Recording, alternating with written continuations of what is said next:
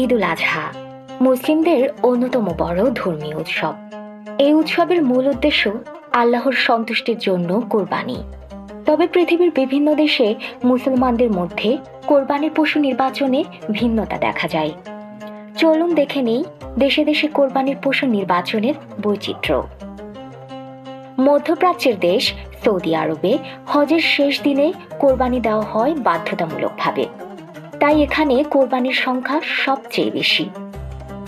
উট এখানকার ঐতিহ্যবাহী প্রাণী হওয়ায় এটি কোরবানির পশু হিসেবে বেশ জনপ্রিয়। তবে গরু, ছাগল, ভেড়াও কোরবানি দেওয়া হয়। সংযুক্ত আরব আমিরাতে আমদানি করা গরু ও ছাগল কোরবানিতে সবচেয়ে বেশি ব্যবহৃত হয়। উটও কোরবানি দেওয়া হয়, তবে তা মূলত অভিজাত শ্রেণীর মধ্যেই সীমাবদ্ধ। শহরের নির্দিষ্ট স্থানে কোরবানি দেওয়ার ব্যবস্থা থাকলেও কেউ চাইলে নিজস্ব জায়গাতেও কোরবানি দিতে পারেন। কোরবানির পশু হিসেবে পাকিস্তানিদের প্রধান পছন্দ গরু বা ছাগল। এছাড়াও মহিষ, দুম্বা, ভেড়াও দেখা যায় কোরবানি দিতে। শহরের রাস্তায় বা বাড়ির সামনেই ইসলামিক নিয়ম অনুযায়ী কোরবানি দেওয়া হয়। ভারতে মুসলমানরা সংখ্যালঘু হলেও তারা কোরবানি পালন করেন ধর্মীয় নিষ্ঠার সঙ্গে। গরু কোরবানি নিষিদ্ধ থাকায় এখানে মূলত ছাগল ও মহিষ কোরবানি দেওয়া হয়। কিছু রাজ্যে গরু জবাই বৈধ হলেও তা সীমিত। বিশ্বের সবচেয়ে বড় মুসলিম দেশ ইন্দোনেশিয়ায় গরু ও ছাগল প্রধান কোরবানির পশু। এখানকার মুসলমানরা সৌদি আরবের ঈদের তারিখ অনুসরণ করেও কোরবানি দিয়ে থাকেন। কোরবানির মাংস আত্মীয় স্বজন, প্রতিবেশী ও দরিদ্রদের মধ্যে ভাগ করে দেওয়া হয়। তুরস্কে কোরবানির ঈদকে বলা হয় কুরবান বাইরামি।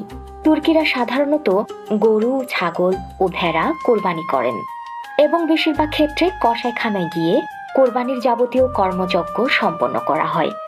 মাংস সমানভাবে 3 ভাগ করে আত্মীয়, দরিদ্র এবং নিজেদের মধ্যে বিতরণ করা হয়। আফ্রিকার মুসলিম প্রধান দেশ নাইজেরিয়ায় সবচেয়ে বেশি কোরবানি হয় ভেড়া।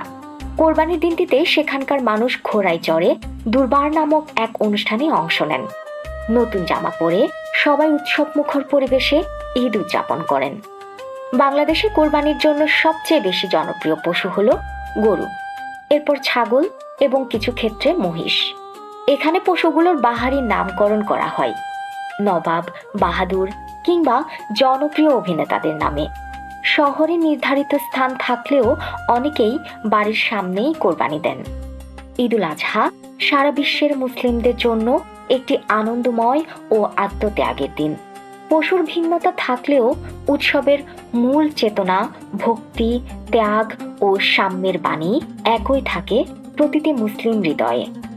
মুসলমানদের পবিত্র উৎসব কোরবানির কোন দিকটি আপনার সবচেয়ে বেশি ভালো লাগে তা আমাদেরকে জানান কমেন্ট করে।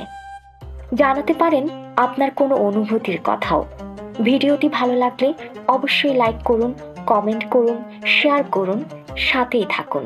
সাবস্ক্রাইব করুন দ্য রিপোর্ট.লাইভ চ্যানেলটি।